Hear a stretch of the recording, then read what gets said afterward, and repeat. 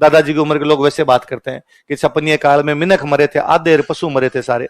खर्चा कम करो रे, पता नहीं कब पैसे काम आएंगे। छपनिया काल देखा हुआ है, खेजड़ी के छोड़े पीस पीस के पिए थे कि मेरा बापू जमींदार किथों। अखाड़ा कहां पर पड़ता है? चूरू। ऐसे कैसे चूरू में एक जगह और पड़ती है कांगड़। कौन सी पड़ती है? वहां के नेता थे, उनका नाम है मेघ सिंह आर्य। क्या नाम है? वापस याद करो, मैंने बताया था कि आर्य समाज ने किसानों के अंदर यहाँ पे समाज सुधार के काम भी किए थे, बताया था। देख लो नाम ही आर्य, हनुमान सिंह आर्य, मेघ सिंह आर्य। इसका मतलब इन्होंने कौन सा समाज ज्वाइन कर लिया? आर्य समाज। इसका मतलब आर्य समाज भी किसान आंदोलनों में प्रत्यक्ष या अप्रत्यक्ष रूप से भाग ले रहा। हुआ क्या था बीकानेर में, बीकानेर क्या लगभग पूरे भारत के अंदर 1899 में बहुत भयंकर अकाल पड़ा था। कब पड़ा था? 1899। कब पड़ा? कब पड़ा बोलो देखे? कब पड़ा? 1899 ईस्वी। 1899 अपने जो अंग्रेजों वाला कैलेंडर चलता है, ईसाइयों का कैलेंडर है, इसलिए कैलेंडर में इसमें क्या लगाते हैं अपने? ईस्वी। मम्मी जो कैलेंडर फॉलो करती है उसको बोलते हैं विक्रमी। क्या बोलते हैं? क्योंकि मम्मी वाला कैलेंडर चालू करने वाले थे विक्रमादित्य परमार। कौन थे? उज्जैन के राजा वे विक्रमादित्य परमार, उनके नाम पे कैलेंडर चलता है। उस कैलेंडर का नाम क्या है? विक्रमी। ईसाइयों ने जो किया वो कौन सा है? ईस्वी।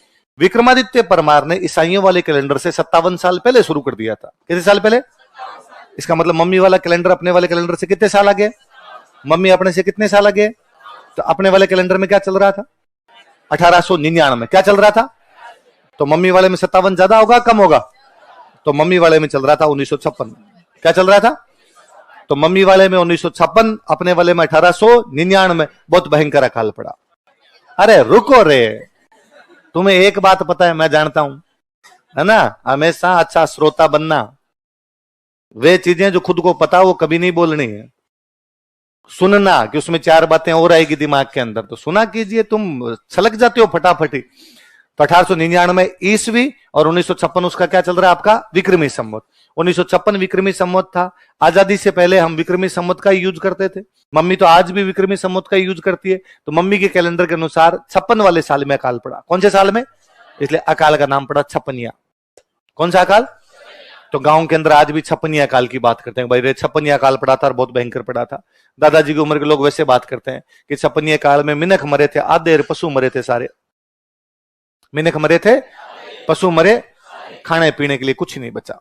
इतना अकाल पड़ा कि घर में जो बाजरा स्टॉक था वो भी खाक हुआ गए, पशुओं वाला बचा हुआ था वो भी खाक हुआ गए। पशुओं को क्या डालते? पशु तो बेचारे मरे। मनुष्य ने जैसे तैसे करके अपना काम चलाया। और दादाजी तो अभी भी मैं कहता हूं, दादाजी की उम्र के लोग कोई भी घर में खर्चा ज्यादा करो तो कहते अरे खर्चा कम करो रे, पता नहीं कब पैसे काम आएंगे। छपनिया काल देखा हुआ है, खेजड़ी के छोड़े पीस पीस के पिए थे। खेजड़ी होती है, खेजड़ी उसकी छाल होती है, छाल उसको बाद में पीसा और पानी के साथ पी लिया कि पेट कैसे तो भरे वरना मरेंगे। तो छपनिया काल बहुत भयंकर पड़ा। किस साल पड़ा? 1899 ईस्वी का दो और विक्रमी संवत का दो, तब क्या हो जाए? 1956। क्योंकि विक्रमी संवत ईस्वी सन से कितने साल आगे चलता है? कितने साल आगे चलता है? 57 साल आगे चलता रहता है। जैसे पॉलिटी शुरू होगी ना आपकी, होगी ना? अरे वेरी गुड। फिर तो संविधान कब लागू, संविधान कब बना हमारा? 26 नवंबर 1949। 26 नवंबर 1900। फिर सर ने और बोला मिति मार्ग शीर्ष शुक्ल सप्तमी विक्रमी संवत 2000। 1949 में 57 जोड़ो, आज ही बड़ा है वो। 2006 इसलिए लिखवाया है क्योंकि विक्रमी संवत कितने साल आगे? कितने साल? आप में से ऐसे कितने लोग हैं जिनका जन्म 2002 ईस्वी में हुआ? खूब सारे लोग हो। तो बताओ दे कि तुम विक्रमी संवत के अनुसार कब पैदा हुए? कब पैदा हुए? 2059। कब पैदा हुए? 2059। ऐसे कितने लोग हैं जो आप में से 2004 में पैदा हुए? तुम बताओ विक्रमी संवत के अनुसार कब पैदा हुए? 2061। कोई ऐसा आप में से जो 2003 में पैदा हुआ? बताओ, आप बताओ विक्रमी संवत के अनुसार कब हुए? कब हुए? 2060। कोई बताओ आप में से 2006 में पैदा हुआ हो? अरे मैं जानता हूं भाई साहब, कई है तो बता दूं विक्रमी संवत के अनुसार कब पैदा? अरे दाढ़ियों वाला। हाँ 2063। 2006 के बाद का भी है क्या कोई? मैंने 12th कर ली थी, 12th 2006 में क्या कर ली थी? यदि तेरे पापा और मैं दोनों दोस्त होते तेरे पापा की बारात में जाता मैं।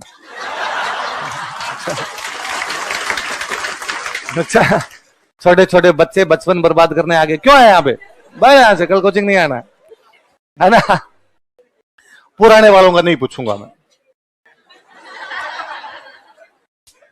है तो है, अब क्या किया जा सकता है ना। ऐसा अपने वो कोई बात करनी, ये जो नाने नाने जिलब बैठे थे, छोटे छोटे टावर बैठे थे, इनकी बात कर ली। अब अपना अपना बाकी जो बचे हैं अपना अपना खुद ही दिमाग लगाओ, क्या विक्रमी कैलेंडर के अनुसार कब पैदा हुए थे, और मन ही मन राजी हो जाओगे। ये 2006 वाला भी साथ ही बैठा है और मैं 1998 में।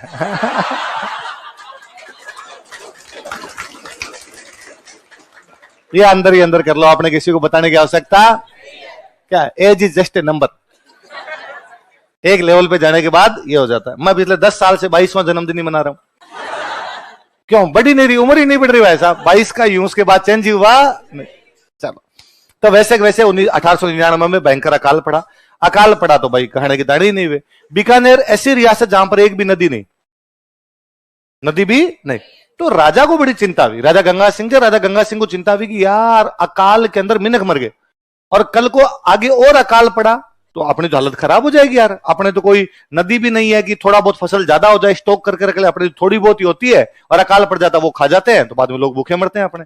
तो राजा ने अंग्रेजों से बातचीत की, राजा अंग्रेजों के साथ ठीक बनती है, अंग्रेजों के साथ संधि है। अंग्रेजों के पास था पंजाब, पंजाब और बीकानेर की बाउंड्री टच करती, क्योंकि गंगानगर और मानगढ़ को बीकानेर में मिला दो आप तो पंजाब की टच कर जाएगा। तो अंग्रेजों को कहा कि अंग्रेजों तुम्हारी एक नदी है सतलज, कौन सी नदी है, पानी दे दो हम, ताकि उसका पानी हम लेके आ जाए। अंग्रेजों ने राजा के साथ समझौता किया, राजा नहर लेके आया, गंगा सिंह नहर लेके, इसलिए नहर का नाम है गंग नहर। क्या नाम था, राजस्थान की पहली नहर कोई आई थी तो कौन सी थी, गंग नहर, 1927। कब आई राजस्थान की पहली नहर, कौन सी, गंग नहर। नाम क्यों है, कहां से लेके आए, कहां से लेके, पंजाब। अब वो पहली नहर थी तो अपने को नहर वाली खेती भी नहीं करनी आती। अपना तो ये था कि भाई पहले बारिश हो तब जाके खेत में हल जोत दो, बीज डाल दो, उग गए, एक बारिश हो जाएगा, अपने आप ही हो जाएगा। जो होना अपने को ज्यादा कुछ करने की आवश्यकता, ज्यादा खरपतवार आ गई तो जाके निनाण कर लो, उनको निकाल लो और बस खत्म, इतनी बात की अपने। नहर वाली में तो अलग सिस्टम है, नहर वाली में तो पानी आएगा, पानी लगाना पड़ेगा, क्यारियां बनानी पड़ेगी। तो अपने वाले किसानों का गंगानगर साइड में खाली जमीन पड़ी थी, यहां पर ज्यादा कोई बसावट नहीं थी, लोग रहते नहीं थे। तो चूरू, हनुमानगढ़, बीकानेर साइड के किसानों का कि गंगानगर जाके बसो नहर के पास पास में और वहां पे नहर वाली खेती करो। अपने वालों का हम तो आज जाए कल जाए, वहां ना बंदा ना बंदे की जात, कौन जाए भाई साहब, फिर नहर में डूब के मर जाए तो। मिनक को जान प्यारी है भाई साहब, हमें ज्यादा धन चाहिए नहीं, इसलिए अपने वाले किसान नहर की खेती करने ही नहीं गए। तो राजा फंस गया, नहर लेके आ गए, खेत में किसान तो ही नहीं काम करने के लिए। फिर राजा वापस नहर कहां से लाया था, पंजाब। तो राजा पंजाब गया, पंजाब के किसानों को आगे तुम चलो हमारी खेती करो। पंजाब वाले किसानों को जरूरत राजा को है, किसानों को है, उनका हम क्यों जाए। तो राजा ने कहा मैं जमीन सस्ती दूंगा। कितनी सस्ती दोगे, तो राजा ने कहा भाई तुम्हारे यहां जमीन एक खेत कितने का है, तो उनका भाई 1 लाख का है, 10 खेत दिए 1 लाख में, चल लो तुम तो आ जाओ। उन्होंने कहा हमारे पास तो है ही नहीं, रुपए नहीं है कि किस्तों में दे देना, आओ तुम तो। इसलिए किसान भी सारे पंजाब से है, किसान भी कहां से है, इसलिए गंगानगर वाले उस बेल्ट के अंदर सारे पंजाबी हैं, सिख हैं सारे के सारे। तो ये इस नहर के चक्कर में यहां पर खूब सारे लोग आए यहाँ पर। अब आए तब राजा को उन्होंने शर्तें मनवाई, ये मानना पड़ेगा, ये मानना पड़ेगा, ये मानना पड़ेगा, ठीक है। तो राजा को उन्होंने कहा भाई हमें किस्तों के अंदर देना है, ठीक है। अब 27 के अंदर नहर आई, किसान आए, किसानों ने आगे जमीन को लेवल करना शुरू किया, खेती करनी शुरू की। इतने में 1930 आ गया, 1930 आ गया, तब खेती वगैरह थोड़ी शुरुआत में होनी शुरू हुई। अब हाथों हाथ जिस जमीन में पहले कुछ हुआ ही नहीं था, हाथों हाथ खेती करोगे ज्यादा खेती होगी नहीं, तो किसानों की शुरुआत में कोई फायदा भी नहीं हुआ। राजा ने कहा टैक्स दो, पानी पे टैक्स दो। पानी पे टैक्स लेते उस टैक्स को बोलते आबियाना। क्या बोलते, आब। आब का मतलब होता है पानी, आब का मतलब जहां पे 5 नदियों का पानी मिले पंचाब, क्या हो जाए, पंजाब। 2 नदियों का पानी मिले 2 आब, 5 नदियों का मिले पंजाब। तो पानी पे जो टैक्स लगता, आप पे लगता, सो क्या था, राजा ने कहा आबियाना दो, लैंड रेवेन्यू दो, किस्त दो। अब किसान फंस गए, न तो किस्त भरी जा रही, न आबियाना दिया जा रहा, न आपका भू राजस्व दिया जा रहा, क्यों इतनी इनकम ही नहीं हुई। तो किसानों ने आंदोलन कर दिया। तो गंग नहर क्षेत्र के किसानों ने आंदोलन कब किया, लिखवाया देखो मैंने, गंग नहर के कब किया, 1930-31। कब किया, 30-31। नेता कौन कौन है, दरबार सिंह और करतार सिंह। क्या क्या नाम है, दरबार सिंह और, नाम देख लो कैसे लग रहे हैं आपको, लग रहे हैं ना पंजाब के किसान लग रहे हैं। कौन सी पार्टी बनाई, इन्होंने एक पार्टी बनाई, उस पार्टी का नाम क्या था, जमींदारा संघ। क्या नाम था, दार का मतलब होता है किसान, सॉरी दार का मतलब होता है मालिक, दार का मतलब क्या होता है, मालिक। जमीन का मालिक किसान को माना गया था। जमीन का मालिक किसको माना गया? किसान का। जमीन तेरी तो जमीन का मालिक भी तू, इसलिए बाद में जमींदार वहां पर किसान था। तो किसानों ने कहा भाई हम जमींदार है तो हम पार्टी कौन सी बना लेंगे? जमींदार सब। कौन सी बना लेंगे? तो वहां जमीन का मालिक किसको माना गया? किसको माना गया? किसान। इसलिए गंगानगर साइड में जमींदार का मतलब क्या है? किसान। क्या मतलब था? किसान। बाकी वाले क्षेत्र में अपने जमींदार का मतलब था सामंत। जमींदार का मतलब क्या था? सामंत हुआ करता था, क्योंकि अपने यहां भूमि का मालिक कौन माना जाता था? सामंत। पर वहां जब किसानों को लेके आया था, कोई सामंत नहीं है, जमीन के मालिक तुम, डायरेक्ट मुझे टैक्स लाके दे दिया करो तुमको। इसलिए वहां भूमि का मालिक किसको माना गया? तो पूरे पंजाब साइड के अंदर भूमि के मालिक कौन माने जाते हैं? किसान। इसलिए किसानों को क्या बोलते हैं? जमींदार। इसलिए कई बार ऐसा होता है जब कोई बच्चा हिस्ट्री पढ़ता है और यदि उस क्षेत्र का ना हो और वो पढ़ता है कि जमींदार भू राजस्व इकट्ठा किया करते थे, जमींदार किसानों का शोषण करते थे, जमींदारों ने किसानों से ले लेके अपने घर भर लिए थे, तो लगता है जमींदार भयंकर पैसे वाला आदमी होता है, भयंकर पावरफुल होता है। फिर उसका कोई गंगानगर का फ्रेंड बनता है, वो उससे पूछता है तुम्हारे पापा क्या करते हैं? वो कहता है जमींदार है। लगता है अच्छा ये तो भयंकर पैसे वाला आदमी है। फिर एक दिन वो फ्रेंड कहता है कि यार इस बार तो खर्चा है नहीं यार घर से, और पापा ने कहा इस बार तो पैसे है ही नहीं, अगले महीने एक साथ भेजेंगे, तेरे पास थोड़े उधार पड़े तो दे दे। वो सोचता है यार इसके पापा तो जमींदार है, फिर भी इसके पास पैसे क्यों नहीं है?